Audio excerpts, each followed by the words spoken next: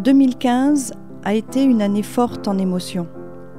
Les mots ne sont pas assez forts pour exprimer le chagrin et la tristesse. Ces images parlent d'elles-mêmes.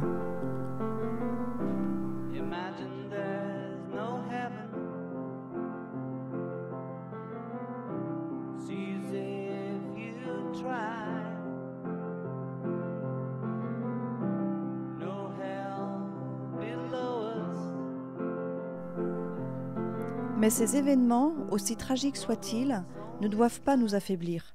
Ils ne doivent pas non plus nous faire oublier que l'année a été belle et riche en projets.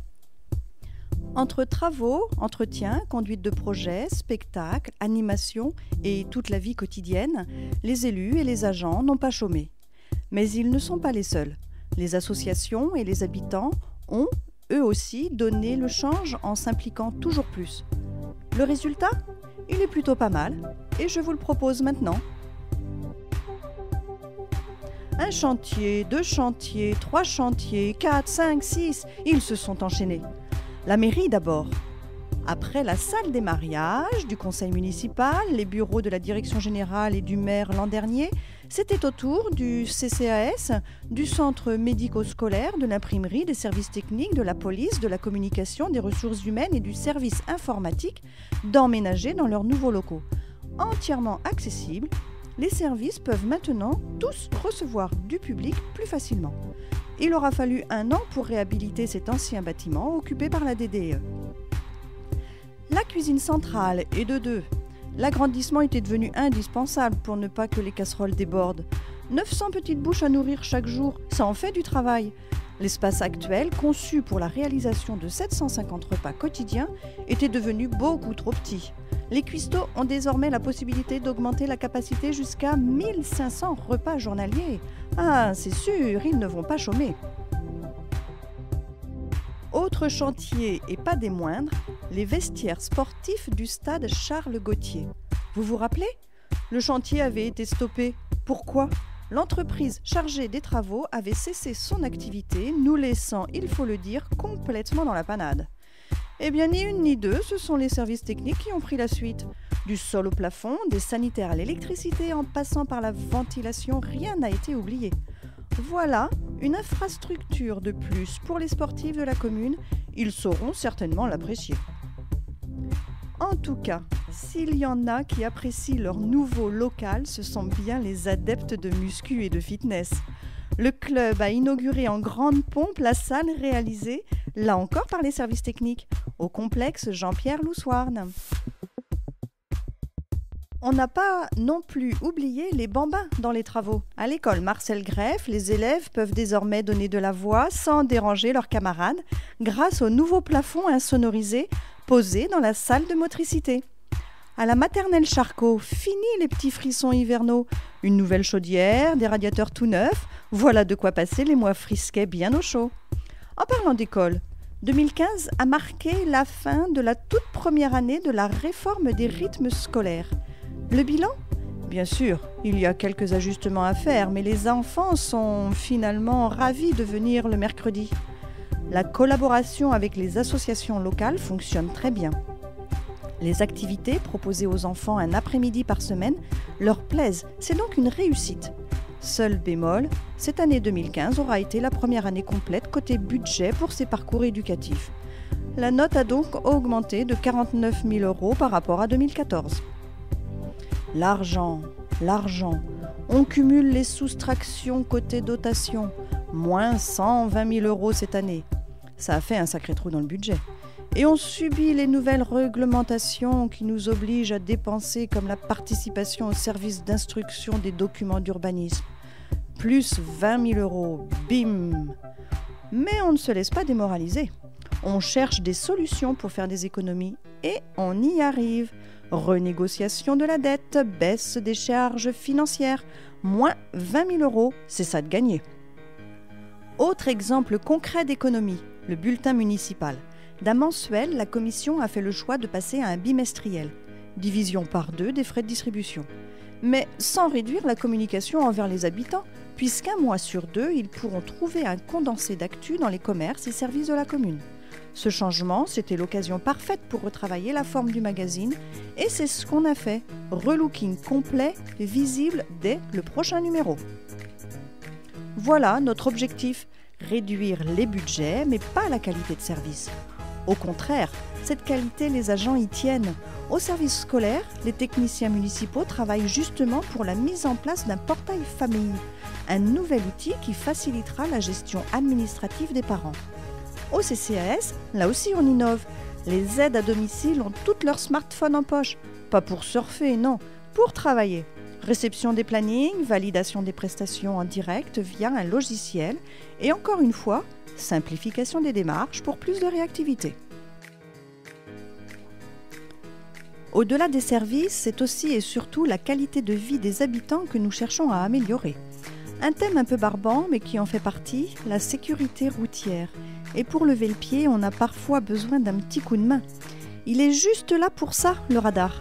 Oui, je sais, ce mot fait mal, très mal, aux oreilles. Mais quand il est pédagogique, le terme s'adoucit et la vitesse ralentit. Pas de répression, juste de la prévention. Cette acquisition est donc vraiment positive. Et les chicanes ? Là aussi, c'est juste un coup de main pour nous aider à assurer plus de sécurité. Et ça marche. La qualité de vie, c'est aussi l'environnement qui nous entoure. Une commune bien entretenue, c'est quand même plus agréable. Des cheminements piétonniers et cyclistes propres pour aller faire de la rando. Ça, c'est le travail des agents de la voirie. Des espaces verts et des cimetières impeccables. Ce sont aussi les agents techniques qui s'en chargent. La qualité de vie, ça passe aussi par des commerces et services de proximité. Pour ça, pas de problème, les activités économiques sont dynamiques. 12 nouvelles enseignes ont vu le jour sur la commune et 4 ont été reprises. Côté zone artisanale, les terrains de la Courtinay se remplissent aussi petit à petit. Et nos marchés locaux ? Il y a eu du nouveau. Sur la cale de Pont-Réan, fini le vendredi. C'est le dimanche matin que les étals prennent place. Manger quelques huîtres entre amis en buvant un bon verre de vin. Le tout au bord de l'eau. Ambiance conviviale assurée. La qualité de vie, ce sont enfin toutes les activités et les animations dont les habitants peuvent profiter. Et là, les bénévoles des associations entrent en scène. Sport, culture, loisirs, social. À Guichen, il y en a pour tous les goûts et on n'a pas le temps de s'ennuyer. Vent de Vilaine a pris ses marques sur la cale pour la seconde année. Grâce à l'implication des habitants, le succès était au rendez-vous.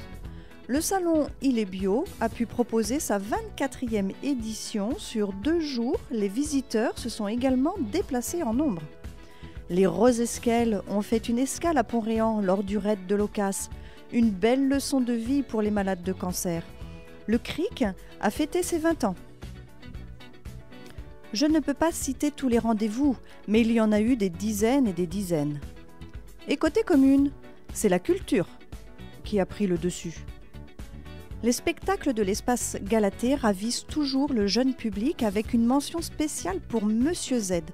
L'illusionniste a fait salle comble.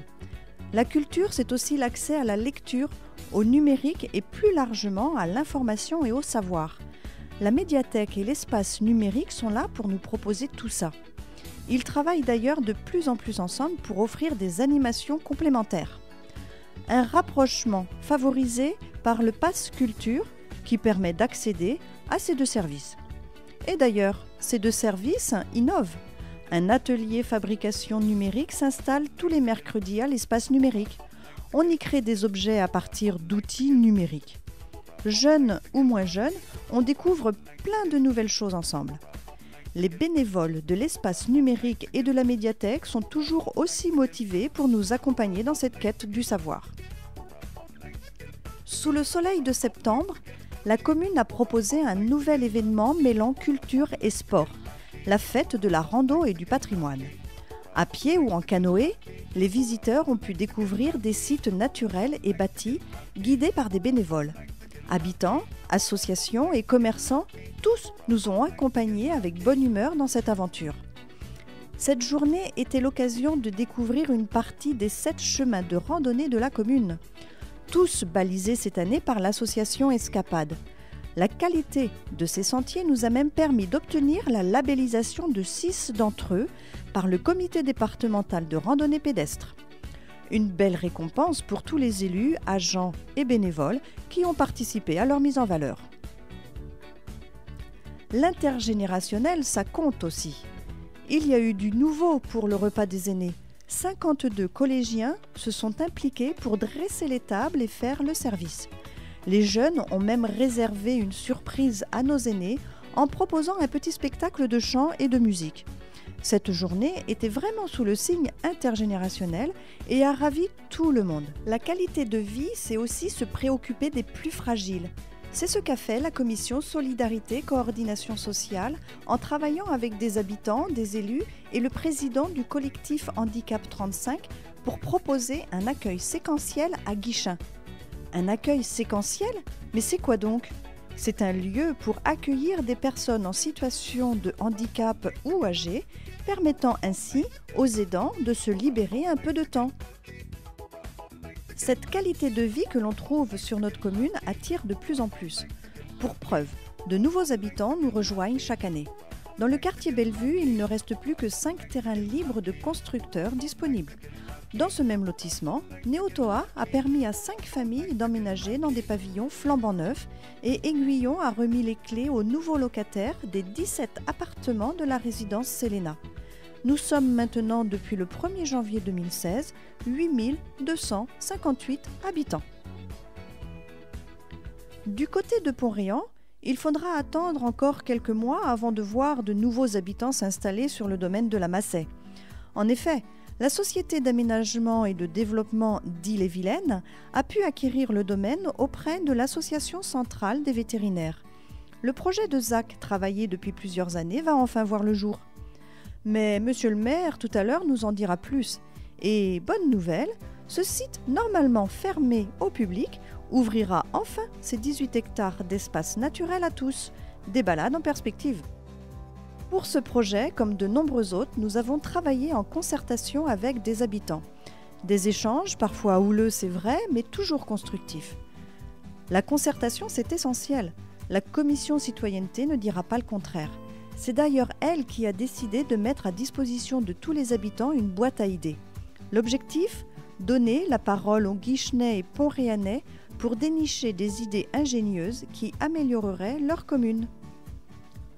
Autres acteurs qui participent toujours activement au projet, les associations. Et oui, encore elles, une trentaine a planché avec les élus et les agents sur la rédaction de la charte associative.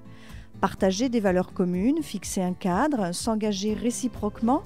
On parlait de qualité tout à l'heure. Cet outil est encore un moyen pour la développer. Qui dit charte dit signature et engagement. Ça ne rigole pas.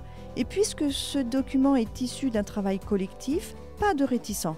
Toutes les associations et la commune, bien sûr, l'ont signé volontiers lors du forum des associations en septembre.